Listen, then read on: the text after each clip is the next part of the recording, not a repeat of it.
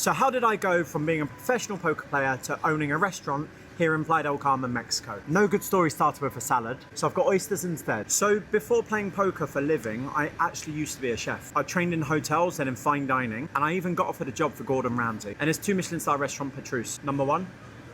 So my brother's a professional poker player, and I used to always stay up at night and watch him play. Until one day I decided to give it a go. I started playing, and almost straight away I started making really good money. So my first trip took me to Argentina. At the time I was making like $20,000 a month online tax-free. And then some things happened and I ended up in Mexico, like you know from my other videos. So over the years they started making regulations, so there wasn't as much money to be made online. So I ended up getting to around 28, 29 years old, and I went completely broke. So anyway, I ended up going back home to England, and I got a job, and it was my first job for the first time in like 12 years. And then after around 8 weeks, I was like, I can't do this anymore. #2, eat oyster brings so much joy. So an opportunity came up for me to open a restaurant in Brighton, which I took, and it shouldn't have worked out. I had basically no money to do it. I'd done it with one of my friends, and we ended up falling out. I kept the restaurant. So the concept was called Jalisco, Mexican small plates, sharing plates, whatever. But if you've been to Mexico or you've ever lived here, you know Mexico has a way of just pulling you back, right? And I wasn't happy in England, so I was like, look, I need to sell the restaurant. I ended up selling it to my brothers, who still have it today. They're doing a really, really good job. And I came back to Mexico to pursue this sort of online dream of being an influencer. I hate that word. No, like an online creator. Like I wanted to create a business online, selling maybe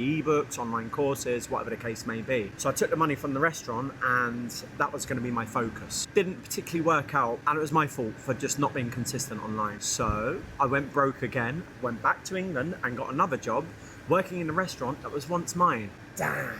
Which now brings us to Mezcla and my restaurant and how it actually happened. So I moved to Playa del Carmen, and I was living a block over from where Mezcla is now. So I was living a block over, and I used to always walk my dog past the land that Mezcla is now built on, and I'd always poke my eyes in and be like, man, that place has so much potential. And the people that were here with their business, they were just never open. So I was like, man, what a waste. So I'm looking for something to do, and I was like, maybe I could open a restaurant here. And I found a spot. It was only like 12 or 16 seats, something like that. And I wanted to rent it, but the people just weren't getting back to me. They weren't responding. So I was like, all right, whatever.